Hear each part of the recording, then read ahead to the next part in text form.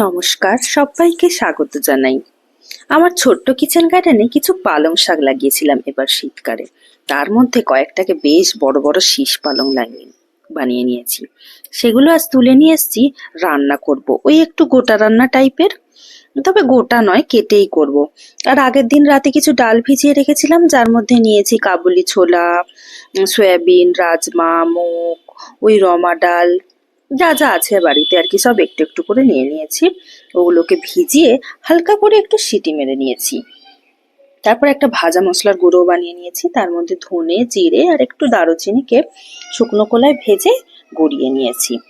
আর সমস্ত সবজি কেটে নিয়েছি। প্রথমে আলুকে তেলে ভেজে নেব, তারপরে বিট, গাজর, মূলো, এই সামান্য মিষ্টি আলু, সেগুলোকেও হালকা করে ভেজে তুলে নিয়েছি। তারপর আরো কিছু শীতের সবজি, যেমন ওই শিম, বিনস, কুমড়ো, মটরশুঁটি, এগুলোকেও হালকা করে একটু ভেজে তুলে নেব। তারপরে আরো কিছুটা বেগুনকেও বেশ লাল লাল করে ভেজে তুলে রাখবো। তারপর কড়া থেকে কিছুটা এক্সট্রা তেল তুলে রাখবো। আর শাকগুলোকেও ভেজে নেব। হালকা ভাজবো ঠিক না, একটু ভাপিয়ে নেব। শাকের মধ্যে আমি নিয়েছি শীষ পালং, একটু বাঁধাকপি, একটু পুঁই শাক, একটু লাউ শাক, সামান্য বাড়িতে একটু ফুলকপি আর ব্রোকলি ছিল, সেগুলোকেও দিয়ে দিয়েছি। শাকের মধ্যে যে শক্ত ডাঁটাগুলো আছে সেগুলোকে একটু আগে দিয়ে দিয়েছি, আর শাকগুলোকে একটু পরে দিয়েছি। সামান্য এর মধ্যে নুনও অ্যাড করেছি, ও বলা হয়নি, সবজিতেও কিন্তু সামান্য একটু নুন দিয়ে ভাজা আছে।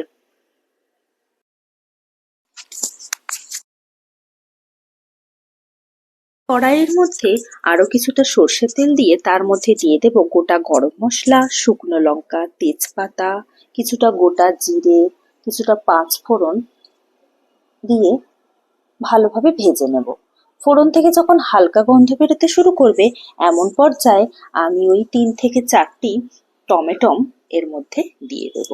টমেটমকে হালকা তেলের সঙ্গে মিশিয়ে নেব। তারপরে দিয়ে দেব কয়েকটি গুঁড়ো মশলা, যেমন ওই হলুদ গুঁড়ো, কিছুটা ধনে জিরে গুঁড়ো ও কিছুটা কাশ্মীরি লঙ্কার গুঁড়ো।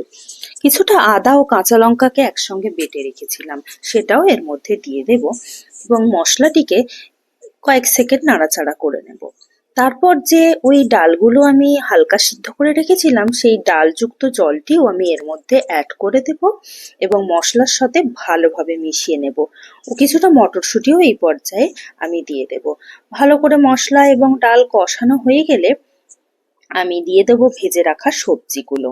ভেজে রাখা সবজিকেও মশলার সাথে ভালোভাবে মিশিয়ে নিয়ে ভাপিয়ে রাখা যে শাক ডাঁটা ছিল, সেগুলোকেও এর মধ্যে দিয়ে দেব এবং বেশ খানিকক্ষণ চাপা দিয়ে দিয়ে কষাতে থাকবো। কিছুক্ষণ কষানোর পরে ওই ভেজে রাখা বেগুনটিও দিয়ে দেব। বেগুনটি একটু পরে দিলাম, না হলে একদম ঘেটে যাবে, তাই যেহেতু ভাজা বেগুন, সিদ্ধ তো হয়েই গেছে। এইভাবে কিছুক্ষণ কষাতে থাকবো চাপা দিয়ে দিয়ে। যদি মনে হয় এই পর্যায়ে জলের প্রয়োজন আছে বা লেগে যাচ্ছে, হালকা হালকা কিছুটা জলও দিয়েছি আমি। তারপর নামানোর আগে দিয়ে দেব স্বাদ মতন চিনি, একটু ওই গরম মশলার গুঁড়ো, আর ওই যে ভাজা মশলার গুঁড়োটা বানিয়ে রেখেছিলাম সেটিও দিয়ে দেব, আর একটু ঘিও দিয়ে দেব। দিলেই আমার তৈরি হয়ে যাবে আজকের এই শাকের তরকারি বলুন, গোটা রান্না বলুন। তবে এই রান্না কিন্তু খুব হেলদি। যদি তেলের ব্যবহার কম করা যায়, মানে সবজিগুলো যদি না ভেজে আপনি ব্যবহার করেন এই তরকারিতে, তাহলে কিন্তু এর মধ্যে সব রকমের ডাল, সব রকমের সবজি আছে। এই তরকারি কিন্তু খুবই হেলদি, ছোট বড় যে কেউ খেতে পারে। আপনাদের কার কার এই রান্না প্রিয় এবং কে কে গোটা রান্না খেতে খুব ভালোবাসেন, কমেন্ট করে জানাতে ভুলবেন না। আর আমার এই রেসিপিটি কেমন লাগলো সেটিও জানাবেন। ধন্যবাদ। সবাই ভালো থাকুন এবং ভালো খান।